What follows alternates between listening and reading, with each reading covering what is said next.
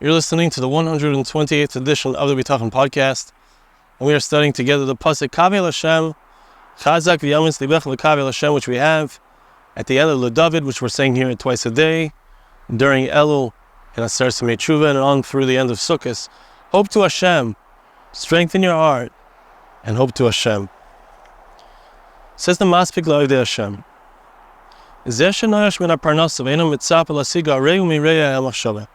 person who gives up and thinks, there's no way I'm going to get my livelihood. I'm not going to be able to pay my rent.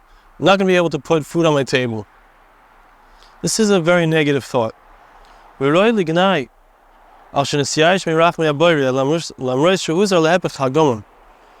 is something that should be criticized. It's not a good thought. It's a negative thing because Hashem has specifically exhorted us not to have this thought, not to entertain this thought. Hashem it says in the passuk, which we read every day. You open your hands and you provide for every living creature.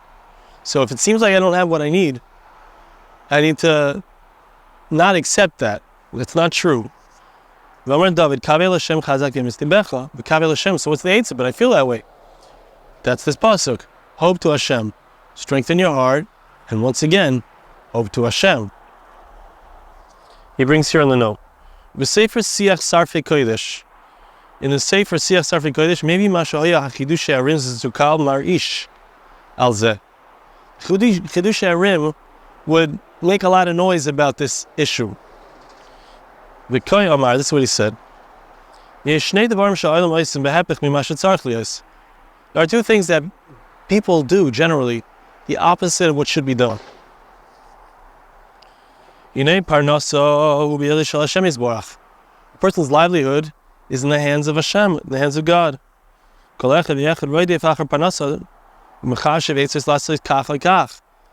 even though it's really in Hashem's hands and not in my hands, the regular person, the average person, figures out everything that they can do, this thing, that thing, in order to get the money that they need. And naturally, we don't throw on Hashem our package, our difficulty. Person is involved in his livelihood with all of his strength, all day and all night. When it comes to serving Hashem, to keeping the mitzvahs, to learning Torah, etc., chesed, tzedakah, this depends on us. What does Hashem expect of us? Just to fear Him, to love Him, to fulfill the commandments. That's in our hands. The Gemara in Bracha says, everything is in the hand of heaven except for fearing heaven.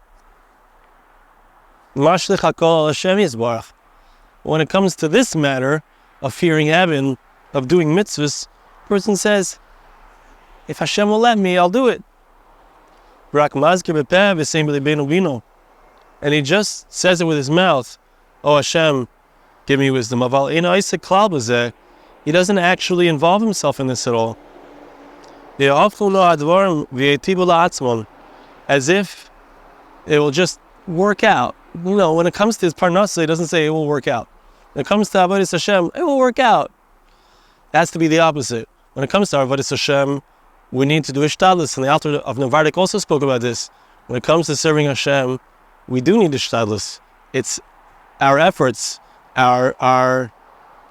have to do it. We got to do it. When it comes to our parnasa, that's something that we need to step back, let go of the gas. The Al-Shich says, Kaveh el Hashem, Yaltis Ya'ish. Hope to Hashem and don't give up. If let's say you don't get your answer right away, don't give up right away. Don't think maybe it's not going to work out, that Hashem doesn't care about me, etc. These kinds of negative thoughts. Chazak. Strengthen yourself. And that will strengthen your heart. I'm sorry. You strengthen. Chazak v'yam. Hashem will strengthen your heart. Hashem will give you more strength than even you could have given yourself.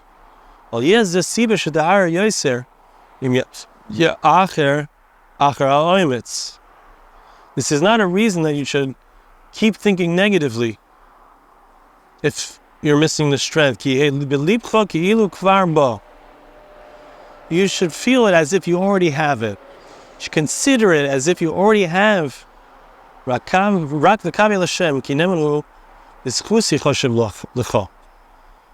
If to keep strengthening yourself and waiting and knowing that He's going to give me that which I need, is going to strengthen my heart.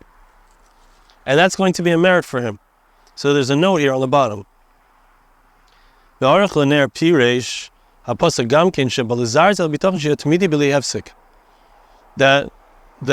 Aruch LaNer explains that the passuk is coming to tell us that we need to constantly reinforce and come back to our Bitachon.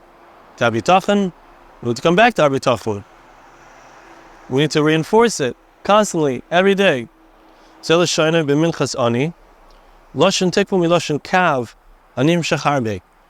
of tikva, which means to hope. Kav el Hashem. It's the root of the word is kav, which means a line. And just like a line is, it continues very far. We find that Rachav, who saved Kalev and Pinchas, when they came to spy out Jericho, so she was told in order to save herself that she should leave a string hanging out of the window. And that string, obviously, Akav Tikva. This string was called a Tikvas Hashani, because it was a long string. It hung down from the window and went all the way down the wall, the outer wall of Jericho.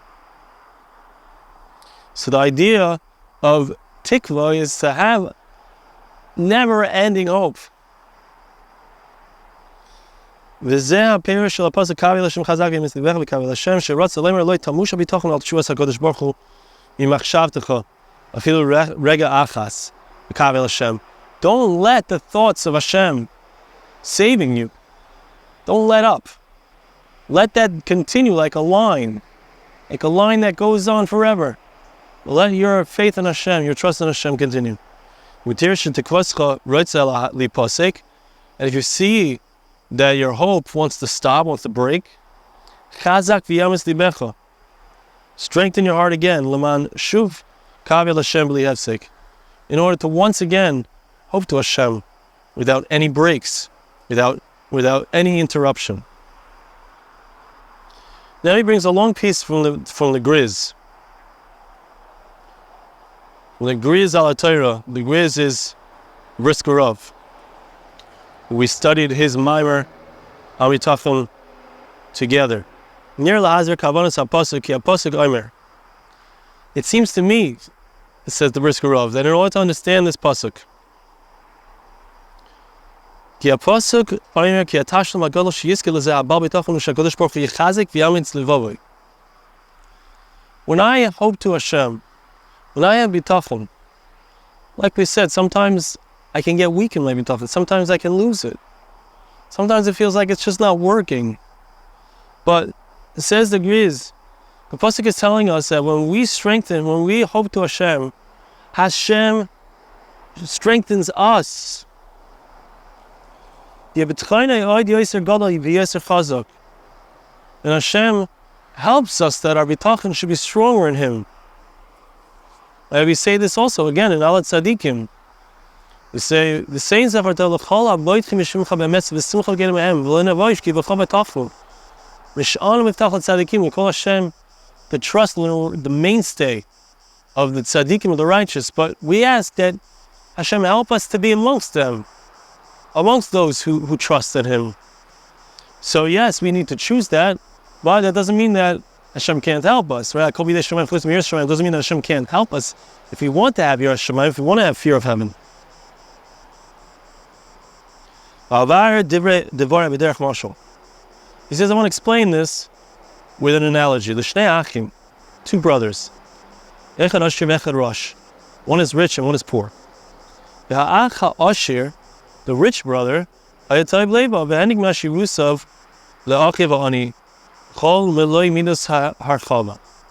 rich brother says he really wants to share. He recognizes that for him the money comes easily. And he takes care of his poor brother. And he says to his brother, here, have everything that you need.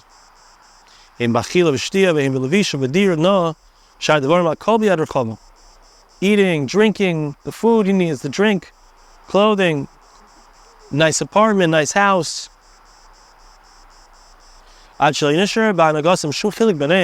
you look at these two people, you don't know the difference. You don't know that this guy is rich and this guy is poor.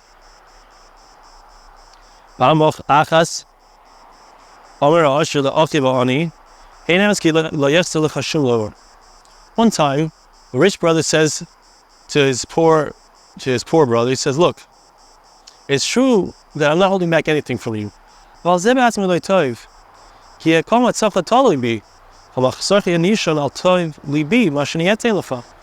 rich brother says, look, it's not good that you be completely dependent on me, because it depends on my mood. Let's say I get in a bad mood, I don't want to give you money. He says,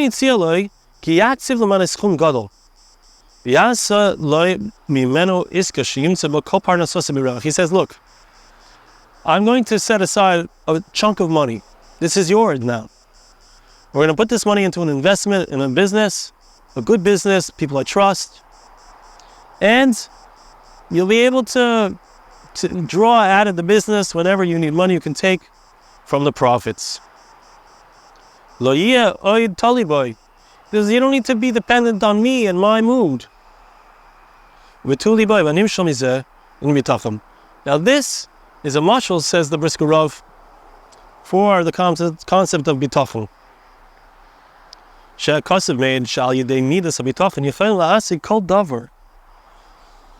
The passuk tells us that through bitachon we can attain anything we need. Pasuk says, trust in Hashem and do good. Dwell in the land, be a shepherd of emuno. Hashem, you will enjoy, you will have all the enjoyments you need from God. Hashem will give you everything that you require. So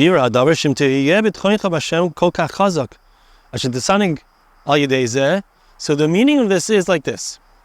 If your bitachon in Hashem is so strong, to the point that you have all the tanugim, you have all the enjoyments, like the poor guy whose rich brother gave him everything. And Hashem will give you the desires of your heart. Pasuk also says, roll onto Hashem your ways, trust Him, He will do it for you. In other words, it's very clear that besides for it just being like Hashem is doing something nice, because even though we don't deserve it, but it's possible to actually earn it, that it should come from us. Yes, the initial investment, so to speak, comes from the rich guy, from Hashem as it were. But then we manage the money, so to speak. We manage through our bitachon, and through our good deeds, that which we need. Be quiet to Hashem. I'm not sure exactly what that means. That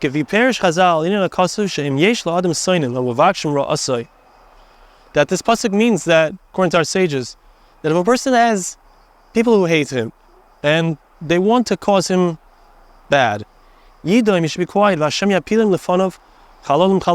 explains this means that the enemies of the person will be thrown down, strewn about, dead in front of him, meaning they won't have any power over him. According to how much a person trusts in Hashem, Hashem repays in kind. And He will attain all of the desires of his heart. Would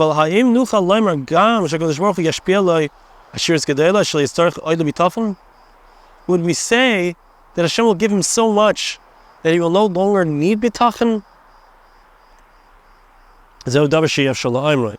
That's impossible. We can't say that. The Chavis Alavavos explains that Bitachon is much better than anything you could have in this world. For example, let's say you have fields and you have vineyards and you got storehouses full of money. Doesn't compare to being Baal Bitachon, to having a relationship with Hashem. Even the alchemist who can change metal into gold. That's it, he's set.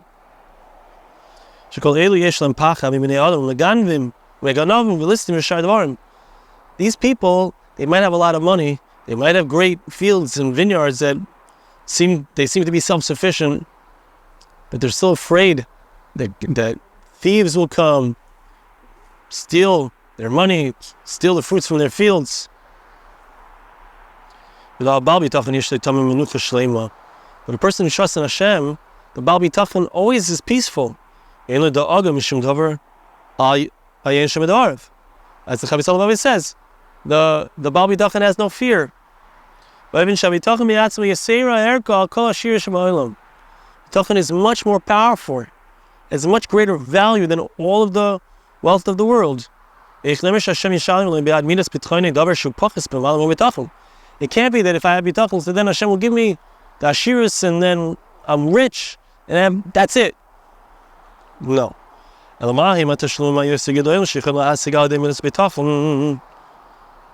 What is the payment? What is it that the rich man puts aside for the poor man? What does it look like? It's that Hashem strengthens your heart.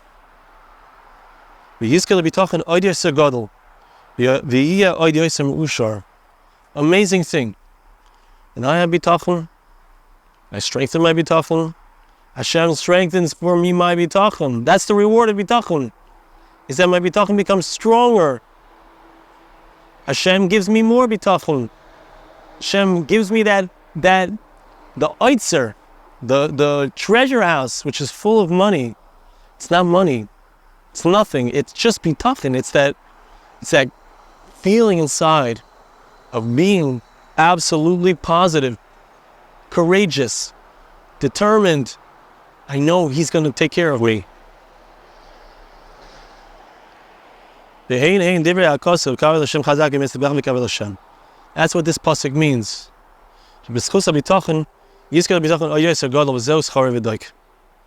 That in the reward, in the merit of a person's bitachon, when I trust in Hashem, He rewards me with a stronger bitachon. Amazing. One more little thing here on the bottom. There's a note. Perish Hatfilo of Avram ben Agra.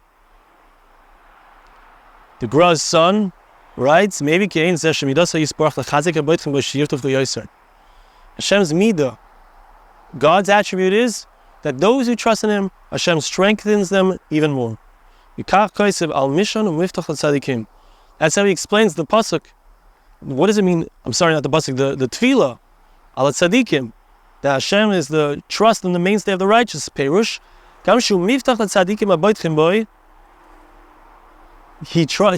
Hashem is the guarantee, is the guarantor.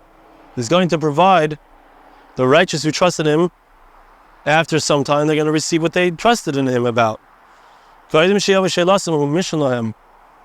before they actually receive what they wished for, He holds them up.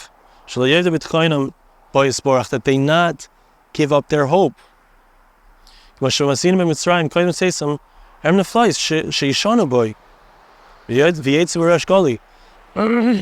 the Jewish people came out through the Exodus, how do they know that they're going to be taken care of in the midbar? How do they know they can trust in God?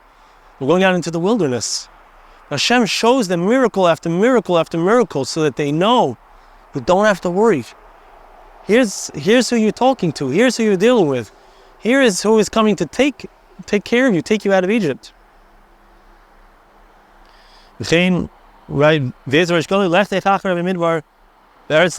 passuk says that the Jewish people went after Hashem. We walked blindly after God in the wilderness, in a land that was not planted. V'chein b'Achashverosh koydem gedulas Mordechai, shekar lefanov, v'rechavasir kachi yasalish asher melech havetz b'karoi. The story of Purim, before the actual salvation took place, before Mordechai became great and became one of the advisors of Achashverosh, before the turnaround, he was walked around by Haman. This is what it looks like. A person who the king desires, a person who the king appreciates. Hashem helped us. He wanted us to see. 1948, look what happened. The Jewish people got back the land of Israel. 1967, miraculously, we got back the holy mountain of Hashem, Arabayis, the Kaisel, Yerushalayim, the Yehuda v'Shamron, Judea and Samaria areas. That gives us bitachon that the full miracle is going to happen. They're going to receive the Torah a second time with absolute bitachon, with absolute faith. That's